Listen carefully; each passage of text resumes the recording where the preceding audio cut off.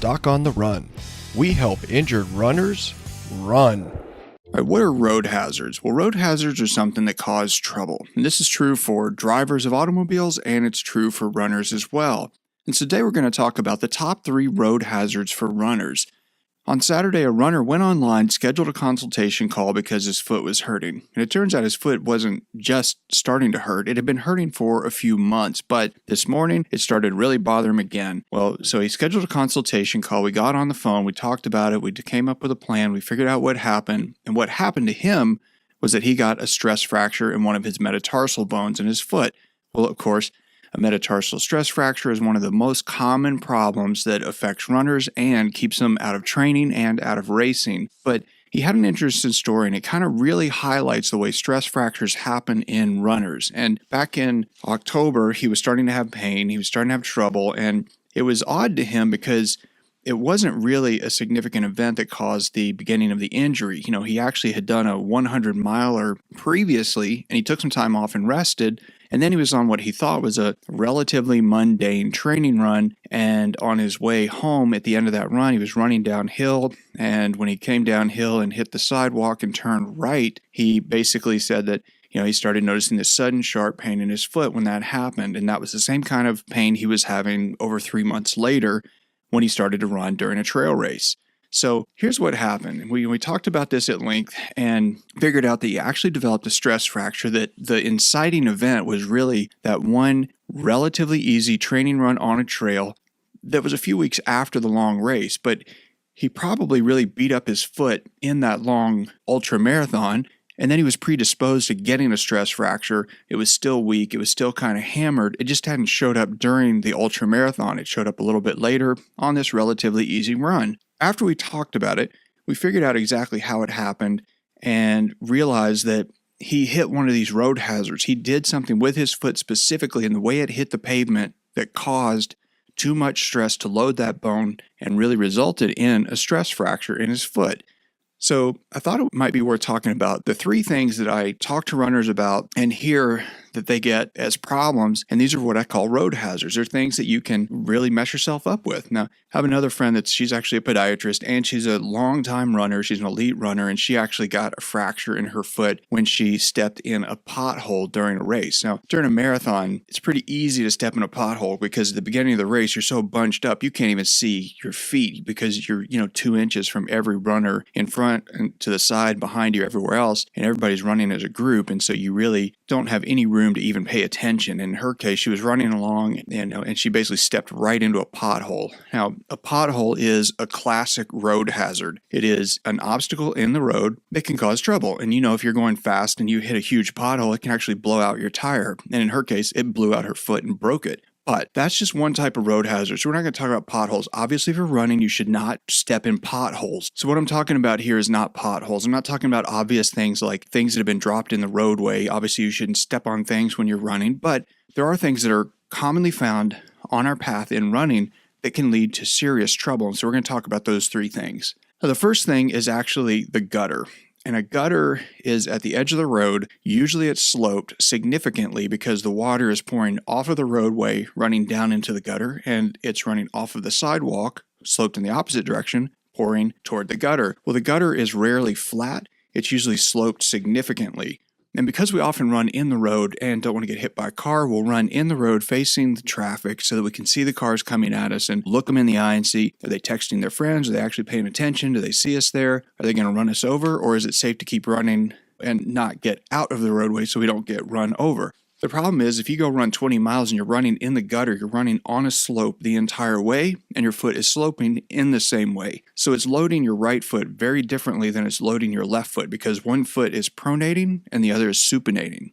That difference in position puts a lot of differing stresses on each of your 2 feet. If you vary it and you switch sides of the road, that improves things significantly, but depending upon where you live, you may not be willing to do that. So you have to make a choice about whether or not you're going to run on a flat surface or one that's sloped if you're running in the road. And if you run in the gutter and it's sloping, let's say toward the left, but the sidewalk slopes toward the right, you can switch periodically between the gutter and the sidewalk quite easily to reduce your risk of getting an overtraining injury just because of the slope of the road that really afflicts the gutters. So that's the first thing, is stay out of the gutter. If you really want to avoid an overtraining injury, and one of the simplest ways, that's it. Either switch sides of the road periodically or stay out of the gutter altogether and find surfaces that are flatter when you're running. Now, the second road hazard is reflectors. And you know what I'm talking about. These reflectors that are glued down on the road. They're glued down in the middle of the road on the line. And unless you're running a marathon, you're probably not going to hit one of those because it's in the middle of the road. You're not going to run on the line in the middle of the road. But these reflectors are often positioned at the side of the road. And depending upon where you live, in many places there are blue reflectors on the side of the road where there's a fire hydrant so that the fire department can find those easier. There are also many of these reflectors at intersections. And these reflectors are fairly elevated. They're an inch to a couple of inches tall. I don't know exactly how tall they are, but they're thick. And if you're running along and you hit one of those and it lands under your forefoot, it jams your foot upward, forcibly dorsiflexes or pushes your foot up away from the ground, and it can actually lead to something like a metatarsal stress fracture or an Achilles tendon issue, a number of other injuries. And it sounds simple, but you do not want to run and land on one of those. It's really a lot of force under your forefoot if you hit one of those reflectors, and it can cause a serious problem. So you want to stay off of the reflectors. That's an obvious one. It's no better for you to land on a reflector with your foot jamming upward than it is to land in a pothole. So stay off the reflectors.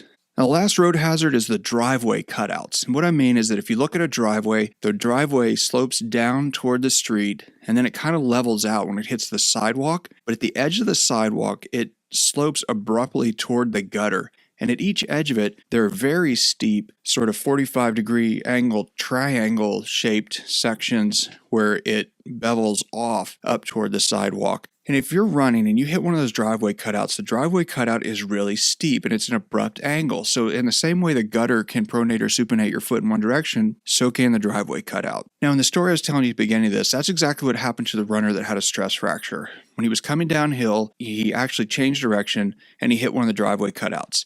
So I basically started explaining to him how it was possible that a stress fracture could be caused by a relatively short run after you've done an ultramarathon and your body is still actually recovering from all that tissue damage. And I told him, I just said, look, if you're coming downhill and you come off of the trail, you come down toward where the sidewalk is, you turn right and you plant your right foot. Even worse, if you plant it on the driveway cutout, basically your foot is severely pronated because you're rotating over your foot, changing direction. Your big toe side of your foot, the medial side of your foot, is dropping downward on the driveway cutout. And the fourth and fifth metatarsals are then basically planted firmly. And they basically work as independent suspension to the first, second, third metatarsals. So you have basically the three medial metatarsals lining up with the talus bone on the top of your foot. The fourth and fifth metatarsals line up with the heel bone underneath the talus, and when you pronate, they change direction independently. And so when he basically rolled in that direction, it cranked over, shifted all the forces to the middle of his foot, which overloaded the third and fourth metatarsals, and he consequently got a metatarsal stress fracture on his third metatarsal bone. Now, the unfortunate reality is that if he had not landed on that driveway cutout, if he'd actually been on the road or even just on the sidewalk when he changed direction, he probably wouldn't have gotten a stress fracture. But that one event when he was sort of weak, sort of beaten up from the ultramarathon previously was enough to overload the foot and lead to this metatarsal stress fracture. So the driveway cutouts are extremely dangerous. I was running yesterday. I did a 10-mile run, and I basically am running up the sidewalk in one section, and there was a couple of times people were coming toward me. Like one time it was three people walking together talking. Another time it was an elderly woman with a walker. Another time it was a couple that had a dog. And in those situations, rather than stay on the right side of the sidewalk and run through the driveway cutouts, I just moved to the street. I do not run across driveway cutouts anytime if it's avoidable because they are very, very high risk. So of all of the road hazards that I think actually screw runners up that they don't really think about, it's probably the driveway cutouts. But it's a huge steep slope that you hit when you run over those driveway cutouts. So do your best to stay off of the driveway cutouts whenever you're running because they are really high risk and it can forcibly change direction of your foot anytime you hit one of those slopes, and it really can lead to an overtraining injury. So do your best to avoid these road hazards. Stay out of the gutters, stay off the reflectors, and stay away from the driveway cutouts because those are extremely high moments of stress when you hit them. And remember, a stress fracture is caused not by too much running, it's caused by too much stress. So stay off of the stressful road hazards. And if you do that, you can keep running with a much lower risk of an overtraining injury. Doc on the Run. We help injured runners run.